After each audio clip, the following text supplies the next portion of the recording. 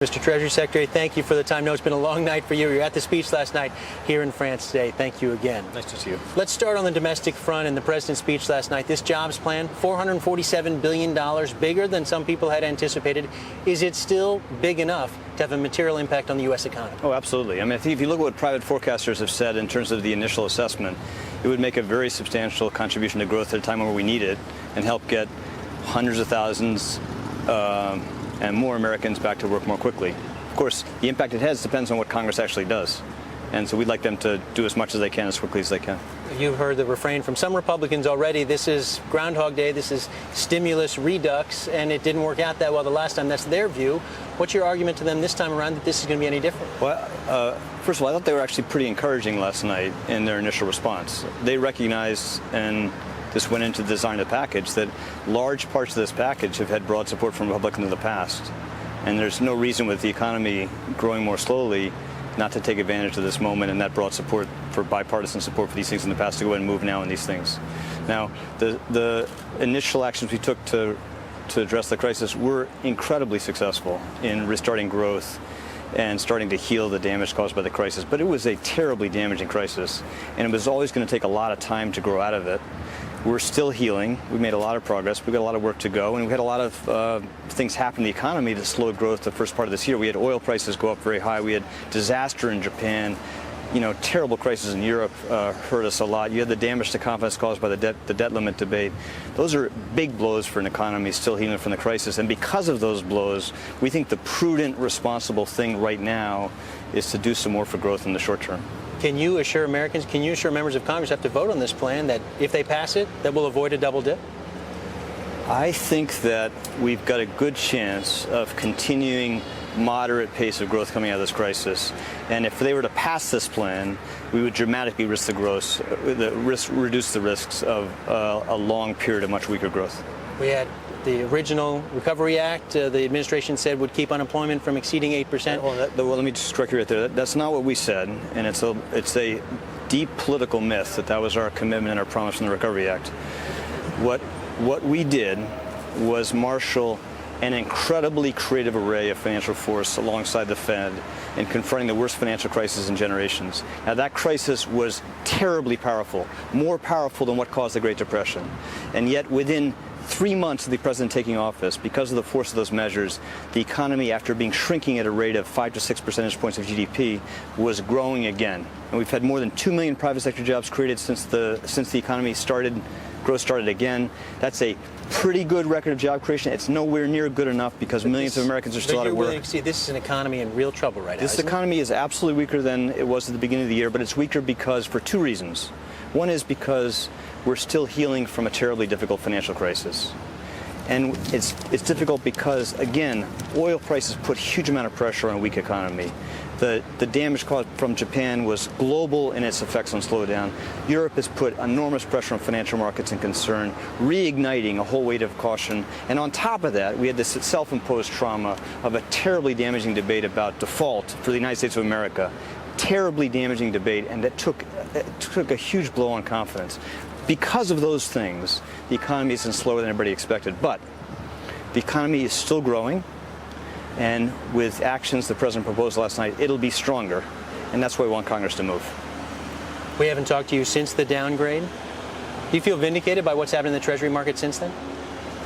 I have enormous confidence in the basic strength of the American economy over the long run, and no doubt it is completely within our capacity to make sure we return to living within our means. It won't happen on its own, though. Congress has to make sure that they are locking in reforms to entitlements, to healthcare spending, to other spending across government, and tax reform that'll help get our fiscal deficits on a more sustainable long-term path. But I am absolutely confident that we're going to be able to do that, and I think the world is confident of that. If you look at the reactions of markets around the world to even the pressures we're under right now, there is enormous confidence around the world that this country, our country, is stronger than our political system looks today. We got to get the political system to catch up to the underlying strength of the economy and do the kind of things we need to help, heal the damage caused by the crisis. What about what's happening here in Europe? Your concerns about what's happening here spreading to the United States? We have markets telling us 90% chance roughly of Greek default. Well, I think Europe's still under enormous pressure, and they have a really very difficult, challenging set of problems they're going to have to deal with over a long period of time. And it's not just, of course, what's happened in Greece and Ireland and Portugal. I think the basic lesson of financial crises is you need two things for them to work. First of all, you need reforms that address the underlying problem, make growth stronger, fix weak financial systems. Those have to be very powerful, very credible, sustained over a long period of time. That is necessary, but it's not enough. Those need to be backed by very, very powerful, unequivocal financial force so that governments have the time to make those reforms work. Now, you can't do the money without the reforms, and you can't do the reforms without the money. And what Europe is trying to do is to make sure that those reforms underway are supported by a very substantial commitment of resources. And they've got some more work to do in that area. Are they moving fast enough? They're moving, but I think they're going to have to demonstrate to the world they have enough political will. You know, this is not a question of financial or economic capacity. Even if you take a very conservative, pessimistic estimate of the ultimate costs of resolving this crisis for Europe, it is completely within the capacity of the stronger members of the euro area to absorb those costs. Those costs would be much, much greater for them, for their economies, if they were to sit here and do nothing. And I think they recognize that.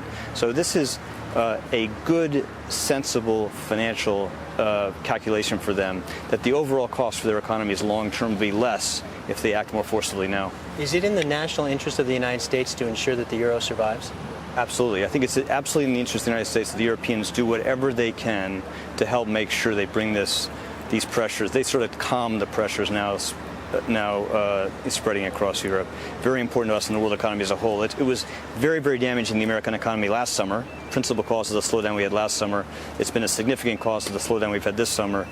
And I think it's very important to the world that Europeans do what they need to do so that their pressure, the problems they're facing don't add to the pressures on the world economy as a whole. Now, you know, the Americans have put some pressure on the world economy as a whole, too.